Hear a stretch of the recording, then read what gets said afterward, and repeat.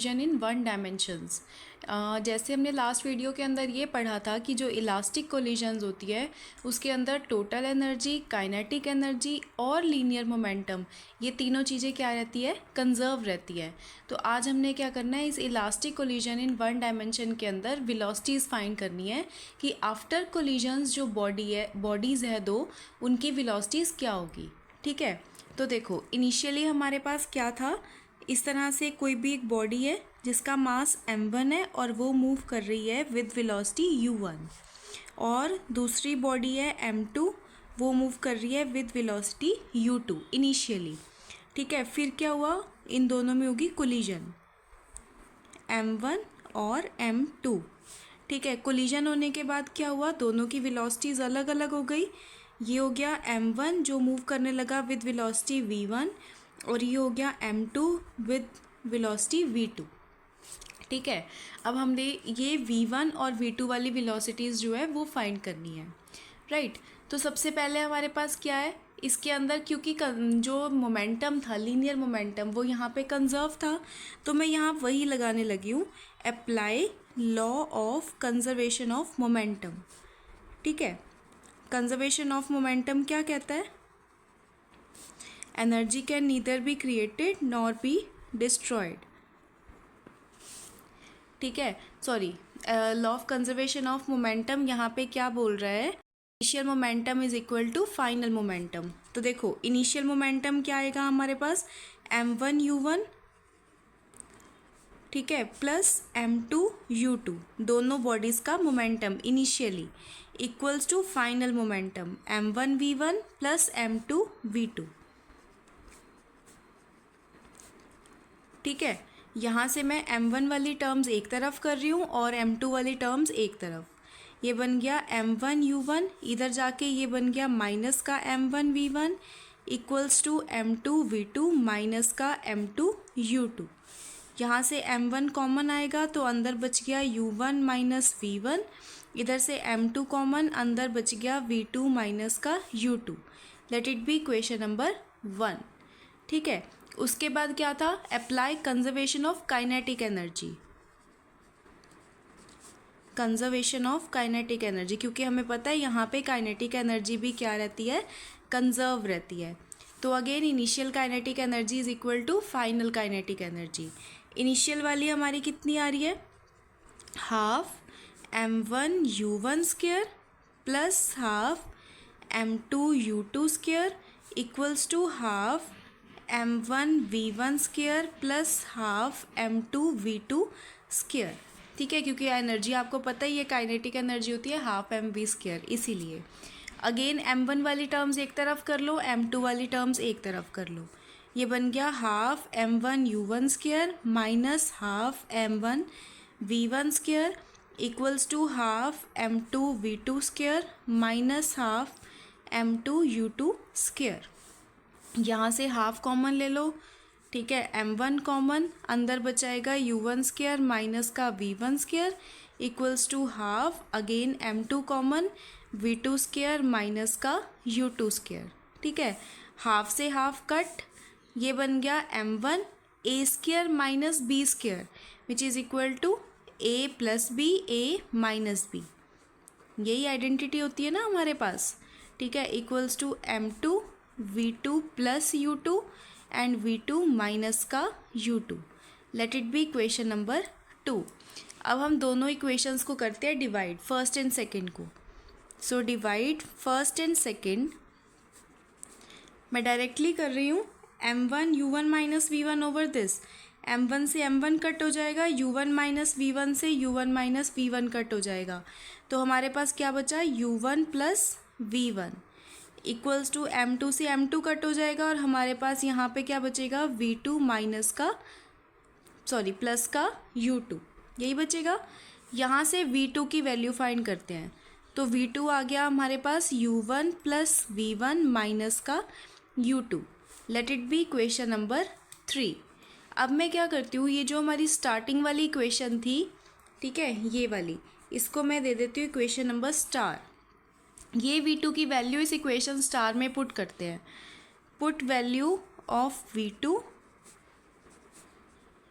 In star. ठीक है, तो ये क्या किसके इक्वल आएगा फिर, m1u1 plus m2u2 equals to m1v1 plus m2 और v2 की जगह पे u1 प्लस v1 माइनस का u2। ठीक है, सॉल्व करते हैं इसको, m1u1 plus m2u2 equals to m1v1 plus m2u1 plus m2v1 minus m2u2। ठीक है, इसको सॉल्व करते हैं, सॉल्व करने पे हम v1 की वैल्यू फाइंड करते हैं, राइट। u1 वाली टर्म्स एक तरफ कर लेते हैं, m1u1 माइनस का m2u1 प्लस m2u2 और ये माइनस का उधर जाके अगेन प्लस का m2u2 equals to m1v1 plus m2v1, यही बचेगा। यहाँ से किसके इक्वल आ गया देखो, m1 माइनस m2u1 प्लस ये कितना आएगा 2m2u2 equals to m1 plus m2 और v1 कॉमन। यहाँ से v1 की वैल्यू फाइंड करनी थी, ये टर्म मल्टीप्लाई में उधर जाके सारी डिवाइड, तो v1 की वैल्यू आएगी m1 minus m2u1 plus 2m2u2 over m1 plus m2, ये वैल्यू आ गई हमारे पास v1 की। ठीक है, अब v2 की वैल्यू फाइंड करनी है, तो ज़्यादा दोबारा से सॉल्व करने की ज़रूरत नहीं है, हम क्या करेंगे डायरेक्टली 1 को रिप्लेस कर देंगे 2 के साथ, तो ये बन जाएगा m2 minus m1 u2 plus 2m1u1 over m1 plus m2, या m2 plus m1 one and the same thing, तो ये आ गई हमारे पास v2 की वैल्यू। क्लियर हो गया। अब इसका स्पेशल केस करते हैं, अगर दोनों बॉडीज़ जो है उनका आइडेंटिकल मास है। आइडेंटिकल मास का मतलब क्या हुआ, m1 is equal to m2 equals to m, से दोनों का सेम मास है, तो v1 और v2 किसके इक्वल होगा, बस डायरेक्टली वैल्यूज़ पुट करो। तो यहाँ से v1 किसके इक्वल आएगा देखो, 2mu2 plus m1 minus m2 था, यानी कि m minus mu1 over m1 plus m2, यानी m प्लस m, किसके इक्वल आएगा ये 2mu2, ये तो वैसे ही ज़ीरो हो गया, डिवाइडेड बाय 2m, 2m से 2m कट, तो v1 आ गया हमारे पास u2 के इक्वल। ठीक है, सिमिलरली जब आप सॉल्व करोगे v2 की वैल्यू, तो वो आएगी u1 के इक्वल। तो यहाँ से हमें ये पता चल रहा है कि जब भी हम लोगों ने मासेस को आइडेंटिकल रखा, तो उस टाइम पे velocities of the bodies get exchanged. यही मैंने यहाँ पर लिखा है, if masses are equal then velocities of the bodies get exchanged. हाँ जी, नेक्स्ट आता है inelastic collision in one dimensions. ठीक है, अब इन इलास्टिक कोलिजन के अंदर हमारे पास क्या चीज़ थी, उसके अंदर काइनेटिक एनर्जी कंजर्व नहीं रहती, बाकी दोनों चीज़ें कंजर्व रहती है। ठीक है, तो अगेन मैं डायग्राम वही कंसिडर करके चल रही हूँ कि हमारे पास कोई भी दो बॉडीज़ हैं m1 और m2। m1 मूव कर रही है हमारे पास विद वेलोसिटी u1 और m2 मूव कर रही है विद वेलोसिटी u2, फिर दोनों में कोलिजन्स हो गई m1 एंड m2, और आफ्टर कोलिजन दोनों की वेलोसिटीज़ क्या हो गई v1 और v2। ठीक है, अब यहाँ पे हम अप्लाई करते हैं सबसे पहले conservation of momentum. Apply conservation of momentum, linear momentum.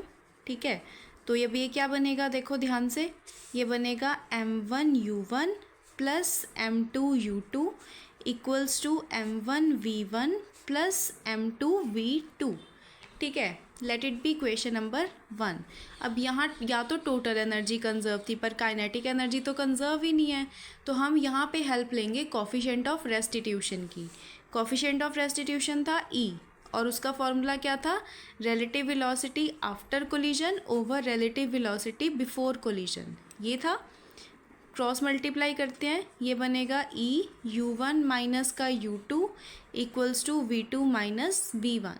यहाँ से अगेन v2 की वैल्यू फाइंड करनी है, तो ये बना EU1 minus EU2 equals to V2 minus V1। यहाँ से V2 की वैल्यू कितनी आएगी, EU1 माइनस EU2 प्लस का V1। और इस इक्वेशन को हम लोग इस वैल्यू को बैक पुट करते हैं इक्वेशन नंबर 1 में। Put value of V2 in equation number 1। तो क्या बनेगा, देखो यहाँ पर ध्यान से, M1U1 plus M2U2 equals to M1V1 plus M2, और V2 की जगह पे ये value EU1 minus EU2 plus V1। अब इसको सॉल्व करके V1 की वैल्यू फाइंड करते हैं। तो ये बनेगा M1U1 plus M2U2 equals to M1V1 plus EM2U1 minus EM2U2 plus M2V1। ठीक है, अगेन U1 वाली टर्म्स एक तरफ कर लेते हैं। तो ये बन गया M1U1 माइनस EM2U1, ठीक है, प्लस M2U2, और U2 वाली भी उधर जाएगी, EM2U2 equals to M1 plus M2, V1 common ले लूँ तो ये बन गया M1 plus M2 into V1। यहाँ से सॉल्व करने पे क्या आएगा, देखो U1 कॉमन, अंदर बच गया M1 minus EM2 plus M2U2 common, अंदर बच गया 1 plus E equals to M1 plus M2V1। तो V1 की वैल्यू कितनी आएगी फिर यहाँ से, उधर जाके M1 प्लस M2 हो जाएगा divide, EM2 plus M2U2 1 plus E over M1 plus M2। ठीक है, ये हमारे पास आ गई V1 की वैल्यू।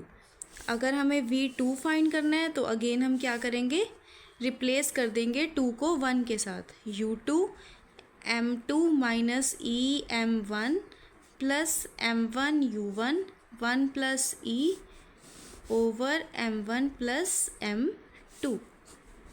ये आ गई हमारे पास V2 की वैल्यू। अब करते हैं इसका स्पेशल केस। देखो स्पेशल केस के अंदर है let masses are equal and target is at rest. Masses अगर इक्वल है तो M1 is equal to M2 आ गया हमारे पास से M के इक्वल, और टारगेट रेस्ट पे है। टारगेट क्या है, यहाँ पे M1 जा रहा है, यहाँ M2 है, उसको टकराना है ना M2 के साथ, तो टारगेट M2 है यहाँ पे, वो रेस्ट में है, यानी कि U2 की वैल्यू, उसकी जो वेलोसिटी है वो कितनी हो जाएगी, 0। दोनों वैल्यूज़ को हम लोग बैक पुट करते हैं फिर, ठीक है, V1 और V2 में। तो सबसे पहले अगर मैं V1 के अंदर वैल्यू पुट करती हूँ तो किसके इक्वल आएगी, देखो V1 में पुट करती हूँ U1 M minus EM plus M2, U2 की जगह पे तो आ गया 0, 1 plus E over M plus M, ये तो टर्म सारी 0 हो गई। तो V1 हमारे पास बच गया U1 1 minus EM over 2M, M से M कट, तो V1 आ गया U1 1 माइनस E बाई 2। ठीक है, और सिमिलरली अगर हम लोग V2 की बात करते हैं तो वो किसके इक्वल आएगा, U1 1 प्लस E बाई 2, इसके इक्वल, जब आप इसमें वैल्यू पुट करोगे। ठीक है, तो आई होप ये वाला टॉपिक आपको क्लियर हो गया होगा। Thanks for watching.